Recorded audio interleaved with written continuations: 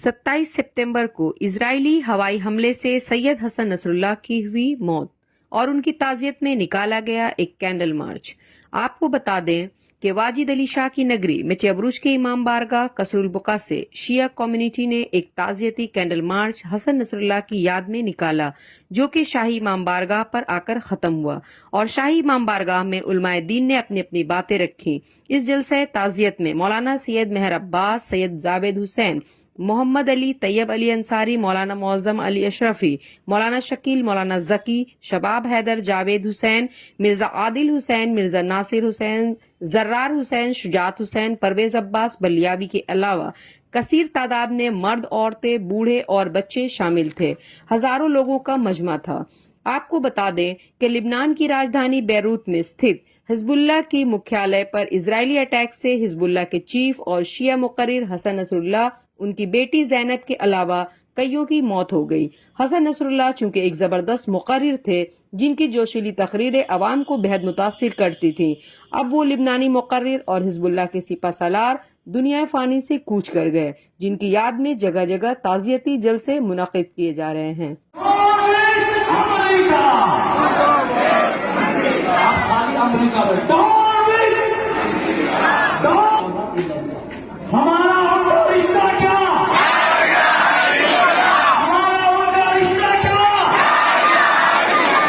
ताजियती जुलूस आप लोगों ने निकाला और कैंडल मार्च निकाला, इसके हवाले से पूरे आलम इस्लाम को क्या पैगाम देना चाहिए? सबसे पहले जो हम लोग आलम इस्लाम को पैगाम देना चाहते हैं वो ये कि बैतुल मक़दस, मस्जिद अक़सा हमारा है और हम उसकी हिफाजत के लिए अपनी जान को भी कुर्बान करें। दुनिया के मुसलमान मुत्तहिद होकर बैतुल मक़दस की, मस्जिद अक़सा की हिफाजत करें, जो हम लोगों का क़िबला अव्वल है। हम किसी कौम व मिल्लत के, किसी मज़हब के दुश्मन नहीं हैं, लेकिन हाँ, हम अपने मज़हब के लिए अपने आप को कुर्बानी कर सकते हैं। आज हम लोगों ने ये कैंडल मार्च निकाला, जो हमारी माँ बहनें, ख़वातीन, बच्चे, जवान, बुजुर्ग शरीक हुए। हम लोगों का सिर्फ एक ही मकसद था और मकसद था मस्जिद अक़सा। हम किसी मसलक को नहीं पहचानते, हम मस्जिद अक़सा को पहचानते हैं और मस्जिद अक़सा के लिए आज हम आए और ख़ास करके उन शोहदा के लिए हम आए हैं कि जिन्होंने फ़िलिस्तीन के लिए, मस्जिद अक़सा के लिए अपने आप को कुर्बान किया, जिसमें ख़ास करके हमास के सदर इस्माइल हनिये और हिजबुल्लाह के सेक्रेटरी जनाब सैयद हसन नसरुल्लाह और दीगर शोहदा जिन्होंने अपने आप को फ़िलिस्तीन के लिए कुर्बानी, मदमदों से कुर्बानी दी। हम आलम इस्लाम के उन तमाम मुस्लिम ममालिक से शिकवा भी करते हैं, गिला भी करते हैं, गुजारिश भी करते हैं कि लिल्लाह, अगर तुम एक खुदा, एक कुरान, एक नबी, एक काबा, एक किबला, एक दीन के मानने वाले हो तो फ़िलिस्तीनियों के हक़ में कुछ बोलो, वरना ये यतीम बच्चे फ़िलिस्तीन के कल हश्र के मैदान में, महशर के मैदान में हमारे नबी से शिकायत करेंगे कि हम रो रो कर बुला रहे थे, कोई हमारी मदद को नहीं आया, कोई हमारी नुसरत को नहीं आया।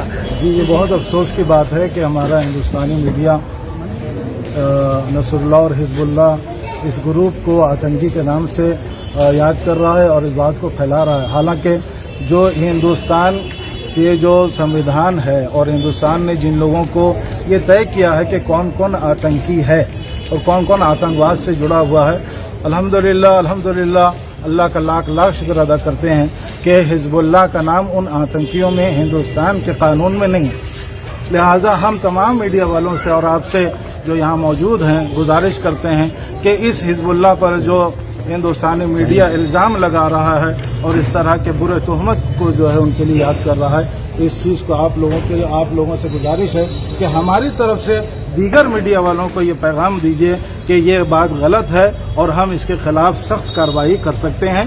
जैसा कि लखनऊ में FIR जो है दर्ज किया गया, अब हम कलकत्ते में भी इस तरह के जो है इक़दाम कर सकते हैं। मीडिया का कहना है कि उनकी मौत जो हुई थी वो एक हादसा है, यानी कि दम घुटने से उनकी मौत हुई, तो आपको क्या लगता है? वो मीडिया, इजरायली मीडिया हकीकत तो है कि सिवाय के झूठ बोलने के अलावा कुछ नहीं बोलती है।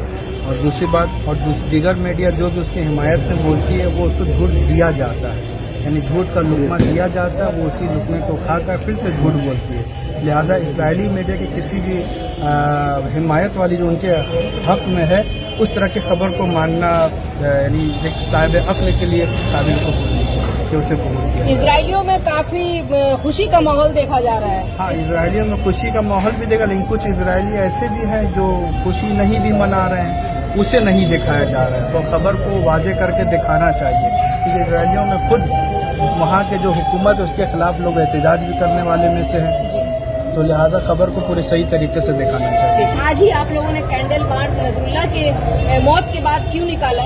اس میں ہمارے دو اہم لیڈر چلے گئے، اسماعیل ہنیے اور سید حسن نصر اللہ۔ یہ دونوں ایسی شخصیت تھی کہ جس کے نام سے یہودی کانپتا تھا۔ حماس کہ جس کے صدر اسماعیل ہنیے تھے، ان کے نام سے کانپتا تھا، اور ایک سید حسن نصر اللہ۔ یہ دو شخصیت جو تھی بیت المقدس کی لڑ رہی تھی۔ جب اسماعیل ہنیے شہید ہوئے، ہم لوگوں نے صبر کیا، چلو ایک ہاتھ ابھی ہے، کچھ آگے بڑھیں گے، لیکن آج دونوں ہاتھ ہم لوگوں کا کٹ گیا، ایک اسماعیل ہنیے کے نام کا اور ایک سید حسن نصر اللہ کے نام کا۔ یہ دو ہاتھ کبھی سے آپ نے سنا ہوگا کہ ہزاروں سال نرگس اپنی بے نوری پر روتی ہے، بڑی مشکل سے ہوتا ہے چمن میں دیداور پیدا۔ تو یہی وہ دو شخصیت تھی کہ صدیاں شاید گزر جائیں، ایسی شخصیت ہمیں درمیان نہیں آئے گی، اسماعیل ہنیے اور سید حسن نصر اللہ۔ اس لیے ہم لوگ پوچھتے ہیں حزب اللہ کی ہمت پست نہیں ہوئی ہے۔ ہمت پست ہوئی نہیں ہے، یہ تو ابھی انہیں نے ایک قطرہ، اب یہ قطرہ اور یہ فتح ہم لوگ پا کر رہیں گے، حتماً پا کر رہیں گے۔ یہودی اس خیال خامخانی میں نہ رہیں کہ مطلب حسن نصر اللہ کو میں ختم کر دیں ہم فتح پا کے، نہیں۔ اللہ مصلحت اللہ کی ڈھیل دیتا ہے، ظلم کو ڈھیل دیتا ہے، جب وہ رسی ٹانے گا سب کے سب اوندے منہ گریں گے۔ انشاءاللہ حزب اللہ کامیاب ہوگی، حماس کامیاب ہوگی، حوثی کامیاب ہوں گے، تینوں جو ابھی لڑ رہے تینوں کامیاب ہوں گے انشاءاللہ۔